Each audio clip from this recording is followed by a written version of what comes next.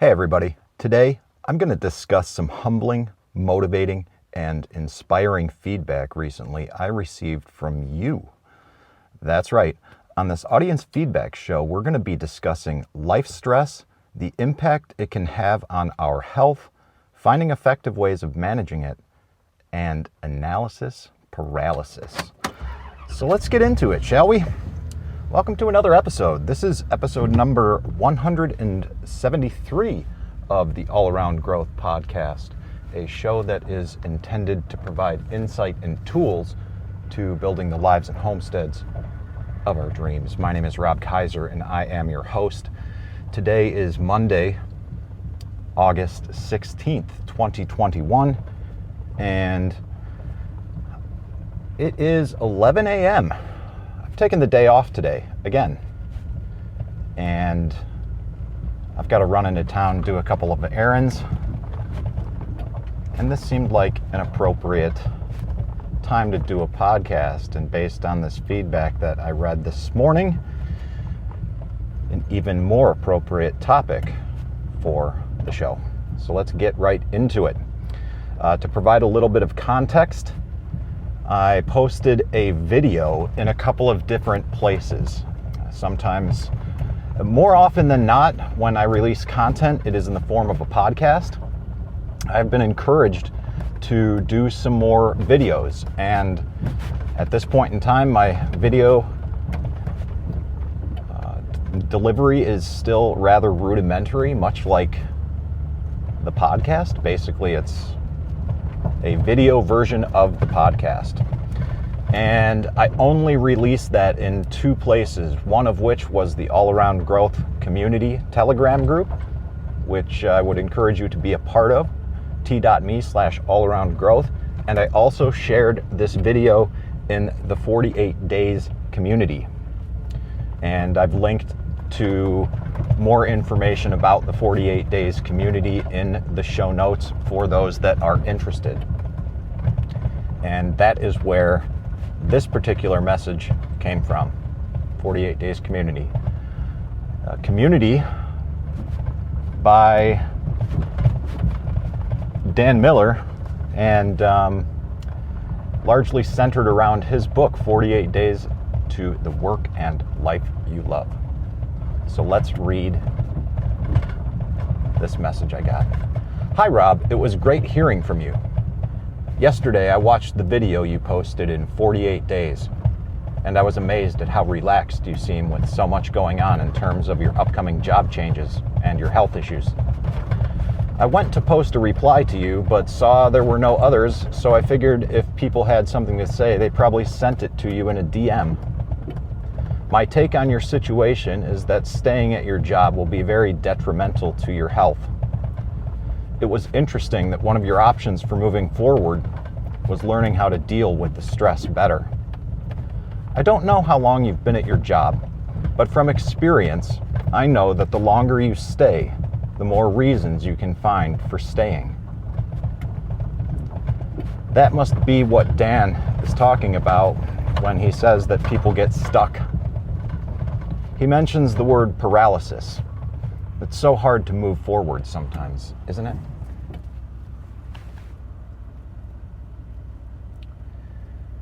And she wrote a second note back to me. Thank you for your thoughtful letter. You are a great communicator, and I can see you being a coach down the road. I know you mentioned that you wanted to be a Dave Ramsey coach. I had wanted to do the same work about 30 years ago because of being good with numbers and having a degree in accounting. But I'll leave you to speculate on what may have happened, because I don't want to share too much. It was too personal. But I do seem relaxed and I feel relaxed with what's going on in terms of my upcoming job changes and my health issues. She is not alone in feeling as though staying at my job will be detrimental to my health. And in all honesty, In recording this episode, I have some fear in who might hear it. The audience for the show at this point in time is still relatively small, but there's this feeling in my gut that is mildly uncomfortable, knowing and understanding that someone that I work with may actually listen to this and think about what it is that's contributing to the stress and why it's having a detrimental impact on my health. But and I would encourage that conversation. I don't think that needs to be a confrontational or challenging conversation, but I don't anticipate that happening. But should someone be or find themselves in the position that I just mentioned, please know and understand that I would welcome that dialogue, and perhaps one day we can have it.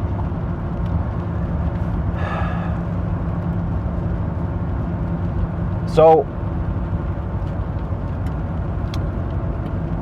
continuing with my current situation would be very detrimental to my health, is what I'm being told. And if we want to get down to brass tacks, as they say, it's already having some negative impacts on my health. I've had more seizures in the past 6 months than I've had in the past 6 years. Towards the end of last year, I started experiencing some gastrointestinal distress, which I first started experiencing about 5 years ago. Tests and tests and tests were performed, only to realize that there was nothing going on except the development of ulcers.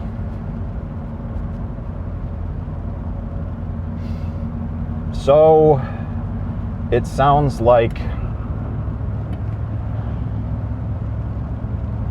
it's already having some negative impact on my health. And quite frankly, I'm not entirely sure I've been all that effective in learning how to more effectively manage my stress.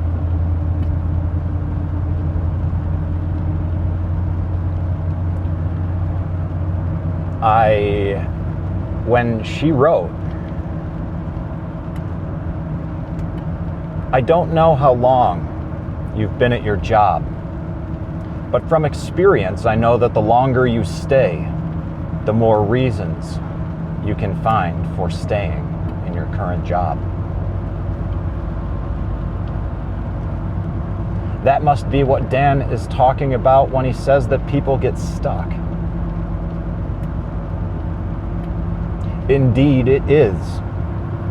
It's that comfort of familiarity that he talks about. And he also mentions the word paralysis. And yes, it can be paralyzing. Several years ago, and this, for me, this isn't these thoughts, this stress, this desire to make some kind of change isn't really anything new. This desire was there before I even moved back here, while I was still living in California, before I even had my current job.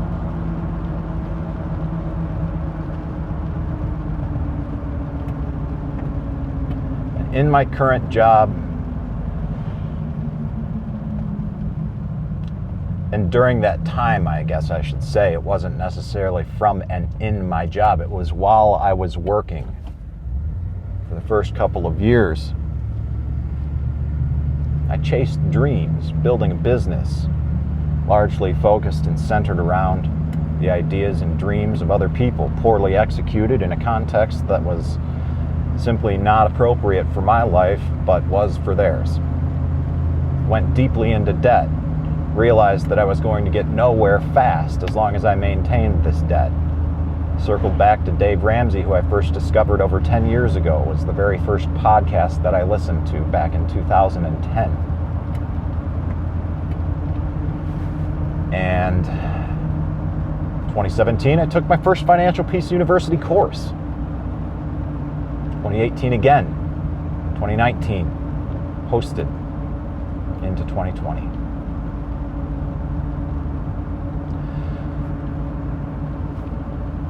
My plan, when I first realized that I needed to make a plan, was to get out of debt. Work the baby steps, follow them, and get out of debt. I had no business investing. I had no business dabbling in cryptocurrency. I had no business doing really much of anything as long as I was getting raped by the interest rates on my credit cards.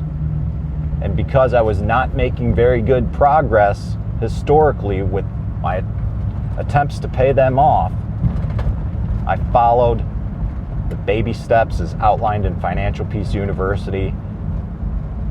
And by last year, I'd gotten out of debt. A lot of this medical stress lately has allowed me to incur more debt. And luckily, I'm on some payment plans for those, but the reality is I'm no longer debt-free. I most likely still have a positive net worth. Yeah, I definitely do. But I have debt, and I got to get rid of that again. And I think the foundation for the plan that I need to make is going to continue to be focused and centered on financial peace. But there was also something in the chat group, the Telegram chat group for All Around Growth, that Chad shared, some work that he does. Chad's been writing, sharing some articles that he's published on the Giancor blog.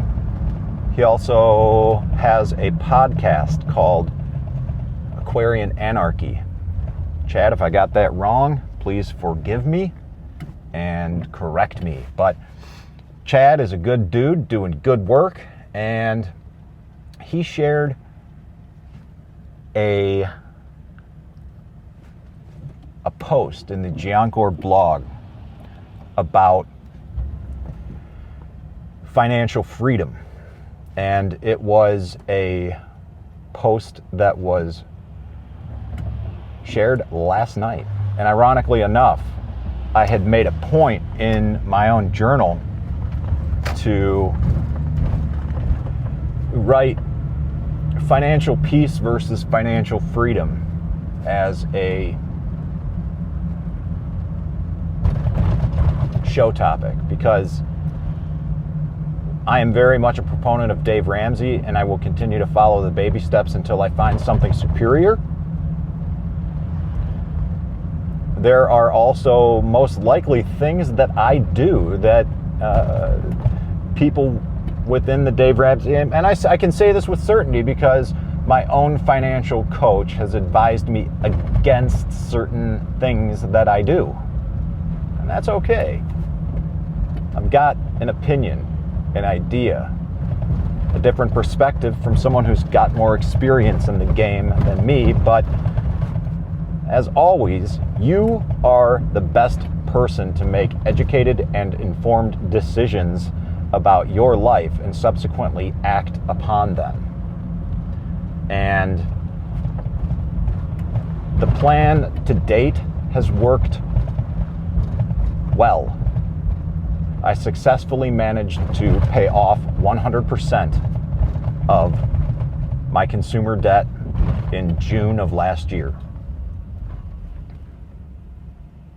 As of a month ago, I had made substantial progress on baby step 3,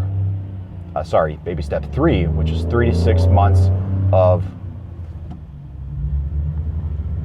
living expenses in a dedicated emergency fund, like a savings account, money market account. Like I said, I have incurred some medical expenses, and I've also utilized some of those savings to purchase a computer. Again, something that likely would have been frowned upon by coaches, but it factors into the overall plan that I have for the remainder of the third quarter, the fourth quarter of 2021, and will give me a good foundation for moving forward in 2022. So I decided to do that, even though it would be a little bit of a setback, because in order to replenish those savings that much quicker, the best thing for me to do would be to continue working the day job, because that's the most stable income that I have. But also, this new machine will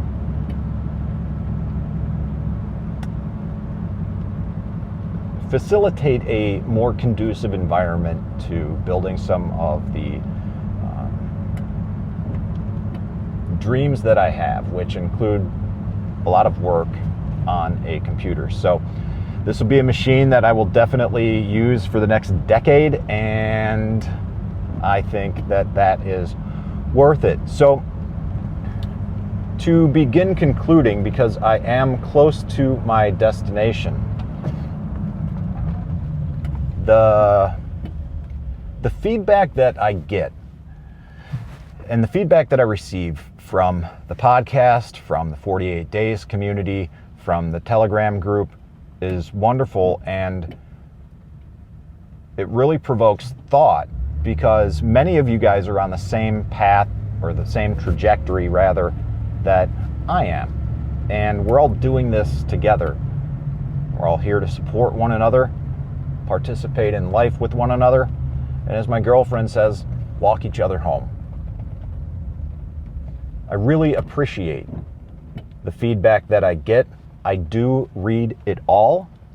Some I respond to quicker than others, but I assure you that I log it and I have it all categorized and will move forward with it on a future podcast episode when I have or make more time to spend in preparation of the show notes. At this juncture, that is not what I'm doing. Many of the shows, including today, it was simply a copy paste, and that served as notes that I can reference on my phone. Just a simple copy paste of a message that I got, and there's the show topic. Usually it's been a daily devotional or just some random free talk. And based on the feedback that I've gotten from you guys, we're sticking with it, because it works for me, it works for you, and as far as I can tell, that's a win-win. All right, so in terms of analysis paralysis, one last thought to conclude on, or to wrap it up on that note. Dan talks about paralysis in our decision making. Analysis paralysis was a term that I initially learned from the permaculture sector through a man named Jeff Lawton, and that was more involving the challenges that we come up with regarding site design for landscapes with a permaculture framework. Because there's so many options and so many things that we can do, oftentimes we spend time doing nothing because we're stuck in a thought pattern of analysis, which results in paralysis. Lots of common themes in life coming from many different directions, and it's important to pay attention to the different directions. Be observant with what's going on and why, Pay attention to the synchronicity in life, because things happen for a reason. Everything matters. There's nothing really coincidental in life, unless you want to see it as that way or as such. So like I said, in the show notes, guys, I'll have links to the 48 Days community. And if you've ever felt the nudge to do your own thing for a while, maybe even your whole life, but not really sure where to start and don't know how to conquer the fear of starting your own business, then chances are this community is probably for you. The 48 Days community helps driven, smart, creative individuals just like us, who are willing to take action and break free from monotony, find our true purpose, and create not only work, but a full life that we thrive in. If that sounds appealing, the 48 Days community might be for you. Check out the links in the show notes. I would encourage you to check it out. And if you have any questions, you can reach out to me, because it is something that you pay for. It's a monthly membership to the community. It's $48 a month.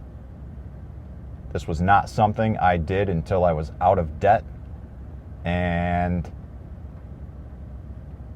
if you've got questions about whether or not you should, give me a shout. allaroundgrowth@gmail.com. Hit me up in the Telegram group, t.me/allaroundgrowth. Now let's talk about it on the phone. I am happy to help. So many people over the course of my own path, my own journey, have offered to reach and extend a hand, help up to me, and that's what I want to do. That's part of what this is all about. So if I can do that with you, please let me know. I would be honored to do so. A few more links in the show notes. If you're an Apple Podcast listeners, there's a short 1-minute video in the show notes where you can learn how to leave a rating and review in the podcast app. It's very much encouraged. I would really appreciate if you gave a rating and review. If you are an Apple Podcast listener, it really helps with the algorithms, and it helps expose the show to new audience members. Also, please spread the word and share on social media as well. There's links to all episodes in the show notes for ease of access and ease of reference. And like I said, if you've got any questions or feedback for me, you can drop me a line at allaroundgrowth@gmail.com, or simply join the community at t.me/allaroundgrowth. Look forward to hearing from you. I appreciate you tuning in, and I definitely look forward to catching up with you on the next episode or the next video. This is Rob Kaiser, and thank you.